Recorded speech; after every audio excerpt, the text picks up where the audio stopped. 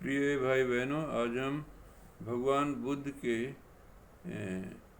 अनाथ पिंडक के इतिहास के बारे में बताएंगे। अनाथ पिंडक श्रावस्ती के रहने वाले थे। श्रावस्ती उस समय भारत की बहुत बड़ी व्यापारिक केंद्र था।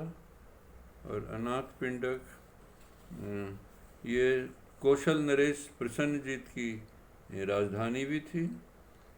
और वह अनाथों को रोज भोजन खिलाते थे, इसलिए उनका नाम अनाथ पिंडक पड़ा। भगवान सबसे ज़्यादा समय यहाँ श्रावस्ती में ही रहे हैं। और राजगृह में अनाथ पिंडक के जीजाजी थे। एक बार अनाथ पिंडक वहाँ उनके गए तो वहाँ देखा बहुत बड़ी तैयारियाँ चल रही थी। तो पूछा, आज क्या बात है, कोई यज्ञ है, कोई विवाह शादी की तैयारी है? उनके जीजा ने कहा, नहीं नहीं, हमारे यहाँ भगवान तथागत बुद्ध आएंगे, उनके भोजन के लिए तैयारी हो रही है। तथागत बुद्ध का नाम उनके कान में जाते ही उनको एक अजीब अनुभूति हुई। और उन्होंने कहा कि मैं अभी भगवान से मिलना चाहता हूँ। तो भगवान के पास वहीं आए हुए थे, भगवान रुके हुए थे, तो वहीं पर मिले। तो भगवान ने उनको देखते ही कहा कि आओ सुगत। तो ऐसा सुनते ही वो बहुत प्रसन्न हुए कि मुझे आते ही सुदत्त कहा भगवान ने।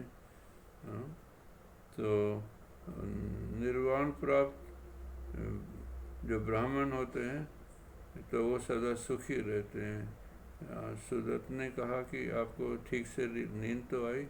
तब भगवान ने कहा कि निर्वाण प्राप्त जो ब्राह्मण होते हैं वो सदा सुखी सोते हैं।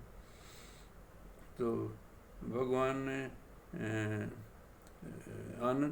अनाथ पिंडक ने फिर भगवान से निवेदन किया कि वो श्रावस्ती आए। तो समय मांगा, तो भगवान ने उनको समय दे दिया। तो उन्होंने तैयारी की। जिस रास्ते से संघ को आना था उस रास्ते में उन्होंने कुएं खुदवाए और रुकने के लिए धर्मशाला बनवाई। और वहाँ पर भगवान को प्रवचन के लिए या जहाँ पे देना था उनके लिए जगह ढूंढी। तो सबसे अच्छी जगह वहाँ जेत राजकुमार का जेतवन था। तो अनाथ पिंडक ने सोचा कि भगवान यहाँ आए तो अच्छा रहे। तो जेत राजकुमार के पास गए कि मुझे आपका जेतवन चाहिए।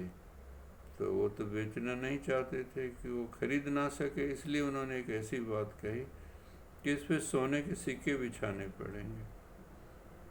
जैसे ही राजकुमार के मुंह से निकली, अनाथ पिंडक ने कहा कि मैंने खरीद लिया। कैसे खरीद लिया? उन्होंने गाड़ियाँ सोने के सिक्कों की मंगवा ली और वहाँ बिछाने लग गए। और आधे से ज़्यादा वहाँ पर सिक्के बिछा दिए। तो जेठ राजकुमार कहते, तुम क्या कर रहे हो? ये यहाँ क्या करोगे तुम इतना महंगा इसको लेके? यहाँ भगवान बुद्ध आएंगे।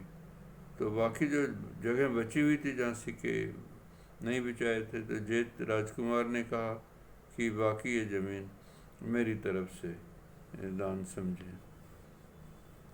इस प्रकार इसको भगवान के लिए विकसित किया सारा।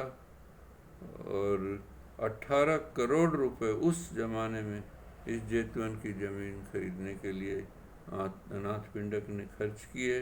18 करोड़ वहाँ भंडारा करने के ऊपर खर्च किए।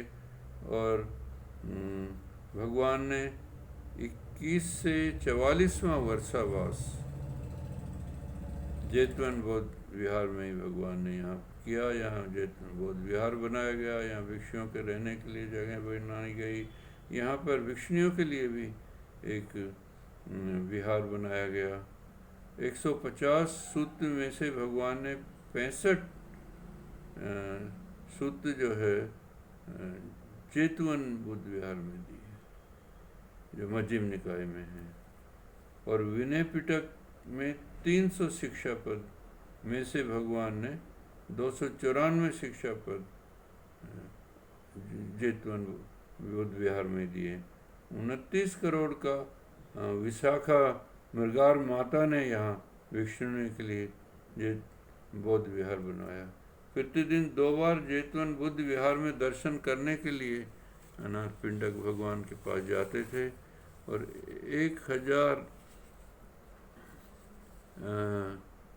लोगों को वो रोज भोजन करवाते थे। 500 लोगों मेहमानों के लिए उनके घर में जगह सुरक्षित रहते थी, कभी भी कोई आके रुक सकते थे उनके घर में।